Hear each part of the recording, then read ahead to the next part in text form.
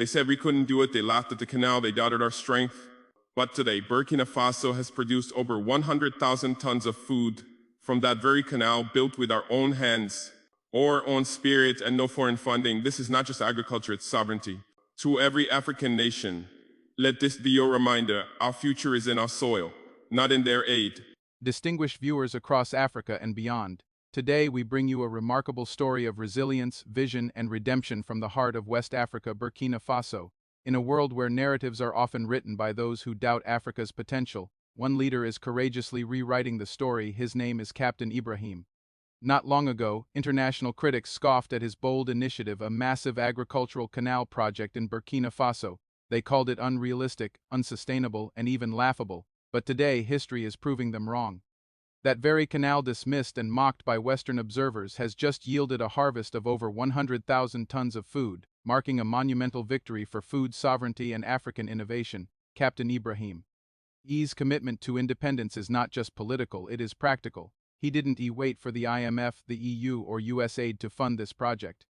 He didn't bow to external financial pressure or accept preconditions that compromise national dignity. Instead, he mobilized local engineers, homegrown innovation, and the strength of the people to bring to life a vision many thought impossible. This is more than food. This is about a rebirth, a signal to the continent that we can feed ourselves, manage our own resources, and chart our own development path without the so-called guardians of progress in the West. This initiative directly supports farmers, strengthens local economies, and ensures that citizens no longer depend on food aid from those who wish to keep Africa on its knees.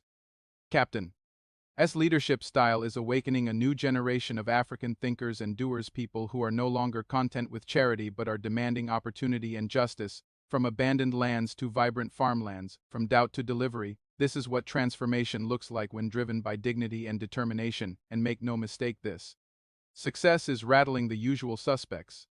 The same voices that once mocked this project are now scrambling to understand how a so-called poor nation could accomplish what they failed to foresee. Today, Burkina Faso is not just feeding itself, it is feeding a movement, inspiring nations across the continent to invest in self-sufficiency, to turn their backs on extractive partnerships, and to finally believe in their own power. Ladies and gentlemen, stay with us as we unpack how this canal project was executed, what it means for West Africa's food future, and why the world must now pay close attention to Captain Ibrahim. Not as a dreamer, but as a doer, a man leading Africa with his boots on the ground, his hands in the soil, and his vision firmly focused on liberation. This is not just Burkina Faso's victory, it is Africa's proof that we are enough. Welcome to Talk of Africa 360, your source for insightful news, analysis, and thoughtful commentary. If you value informed perspectives and fact-based reporting, be sure to like, subscribe, and hit the bell so you never miss an update. Disclaimer: the content on this channel is based on reliable public sources and credible online information. It is intended strictly for educational and analytical purposes. We do not promote or endorse political violence, hate speech, or any form of discrimination. Our goal is to inform, not to inflame. Thanks for being here. Let's stay informed together. Good evening, ladies and gentlemen, and welcome to our special broadcast. Tonight, we bring you an extraordinary report that is not only changing the narrative about Burkina Faso, but is also reshaping how Africa sees its future. In a moment that many across the continent and around the world would have once considered impossible, Burkina Faso, under the bold leadership of President Captain Ibrahim Traoré, has turned a dream, mocked by many in the West, into a reality that now feeds tens of thousands and revives an entire region's hope. Yes, you heard it right. The very irrigation canal project that Western analysts, economists, and even former colonial officials once laughed at is now responsible for generating over 100,000 tons of food, grains, vegetables, and fruits that have not only boosted food security in Burkina Faso, but also stunned foreign observers who doubted the ability of an African country, under sanctions and pressure, to stand independently and deliver success. This, dear viewers, is not just a report about agriculture. It is a story of vision, courage, resilience, and Pan-African defiance. The canal they mocked, a vision of sovereignty when Captain Ibrahim Traoré first announced the construction of a massive agricultural canal system, stretching across arid regions of Burkina Faso and redirecting water to the most drought-prone areas. Many in the international community scoffed. They said it was overambitious, financially unfeasible, and even unrealistic for a landlocked, impoverished country without IMF backing. They were wrong. Traoré had a vision rooted in something the West often underestimates: the will of the people and the richness of Africa's land. He believed that Burkina Faso, though landlocked, was not opportunity-locked. He tapped into centuries of ancestral agricultural knowledge and combined it with new innovation. The result? A nation that was once plagued by hunger and drought is now feeding its people and exporting surplus to neighboring states. This wasn't just about digging canals. It was about reclaiming dignity. The power of independent action. What makes this achievement even more remarkable is the complete absence of Western financial involvement. No loans from the IMF. No USAID contracts. No European Union grants. Captain Traoré and his administration chose to fund and execute the project through internal mobilization, local labor, and partnerships with other like-minded African and non-Western nations. This, in itself, sent a powerful signal: Africa can fund Africa. The project employed thousands of young Burkinabe engineers, farmers, and technicians, many of whom were previously unemployed. Through military engineering collaboration and the mobilization of local communities, an efficient network of canals, aquifers, and water storage systems was built in record time, under budget and ahead of schedule. And today, those same young people are part of the victory that the world is watching. 100,000 tons of food. More than just a number. The harvest that emerged from the Canal project wasn't symbolic, it was substantial. More than 100,000 tons of food have been generated from lands that were once dry, degraded, and dismissed. This includes rice and millet, essential for daily nutrition, tomatoes, onions, and legumes, now filling markets with local produce, animal feed for livestock, reducing dependency on imports, exportable surplus, now sold to Mali, Niger, and even Côte d'Ivoire. These are not just crops. These are signs of economic liberation. Families who once relied on international food aid are now sending their children to school with food on the table. Local markets are booming with homegrown produce. Entire villages once abandoned due to food scarcity are being resettled. And, critically, Burkina Faso now has strategic food reserves for the future. From laughter to silence.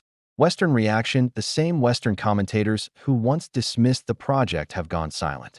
There has been little to no media coverage in Western outlets of this astonishing agricultural achievement. Why? Because it disrupts a narrative that Africa must depend on Western aid. It challenges the power dynamic that has kept African economies under economic colonialism. And it reveals a truth long hidden from the world, that when Africans are left to lead, they rise. Some Western economic observers are privately warning their governments that Africa is on the move. And they're right. If Burkina Faso can do this, without foreign loans, without foreign advisors, and without multinational corporations, then what's stopping the rest of the continent? Captain Traoré's bold declaration in a recent national address. Captain Ibrahim Traoré made it clear: we will no longer wait for permission to feed our people. We will not ask for approval to develop our lands. Let those who laughed watch us harvest. We will rise through our own sweat, and we will walk proudly with our heads high, free from dependency. That speech was echoed across African social media, radio stations, and Pan-African gatherings. Many began to call Traoré Africa's farmer president. A leader who didn't just promise change, he plowed it into the ground and grew a revolution. Pan-African ripple effect. Following Burkina Faso's breakthrough, leaders across Africa are taking notice. Mali has announced similar canal projects in the Niger Delta region. Chad is exploring solar-powered irrigation systems modeled after the Burkinabe approach. Niger has opened talks with Burkina Faso on sharing agricultural techniques and seeds. This is the beginning of a Pan-African agricultural revolution, driven not by donor conferences in Geneva or Brussels, but by leaders on the ground, working with their people, building systems that suit African environments. This, dear viewers, is the definition of self-reliance. A message to Africa's youth, to the millions of African youth watching tonight. The message is clear. You are not the future of Africa. You are the present. You are not meant to be beggars for opportunity. You are builders of destiny. Look at Burkina Faso. Look at what can be done when you refuse to surrender. Let this canal story remind you that vision, courage, and unity are more powerful than any foreign loan, and that one small country can spark a continental transformation. Conclusion: a harvest of hope tonight. As we report this story of over 100,000 tons of food grown from land that was once lifeless, we must remember that this is just the beginning. The West laughed at a canal, but Burkina Faso smiled back with grain. The West scoffed at independence, but now they watch in silence as Africa feeds itself. Captain Ibrahim Traoré has proven that true leadership is not about handshakes with global powers. It is about holding the plow, walking the fields, and putting your people first. And as Burkina Faso celebrates its harvest, let the rest of Africa take note. We are the custodians of the richest soil on earth. Let us no longer beg. Let us plant, let us water, and let us reap what is ours. Africa, the world is watching. But more importantly, you are rising. Thank you. As we wrap up this extraordinary report, one truth becomes impossible to ignore. The African continent is entering a new era, an era fueled not by foreign aid or external validation, but by bold leadership, grounded visions, and the untapped brilliance of its people. And leading the charge is none other than President Captain Ibrahim Traoré of Burkina Faso. When the Canal project was first announced, it was met with disdain from many outside observers. Western institutions and analysts ridiculed it as nothing more than an empty dream, a waste of resources from a government they perceived as inexperienced or worse, naive. They questioned the country's capacity, the feasibility of the engineering, the logistics, and the will of the people. They simply could not imagine that a nation like Burkina Faso, without major loans from the IMF, without dependency on USAID or EU grants, could pull off such a bold feat of agricultural infrastructure. But today, reality speaks louder than skepticism. The numbers are undeniable. Over 100,000 tons of food have been generated from this very canal. This isn't just a win for agriculture. It's a revolution in how African development is imagined, implemented, and delivered. For the people of Burkina Faso, this is food security. This is income. This is dignity restored. For the continent, it is a powerful case study in what happens when self-belief is met with disciplined execution.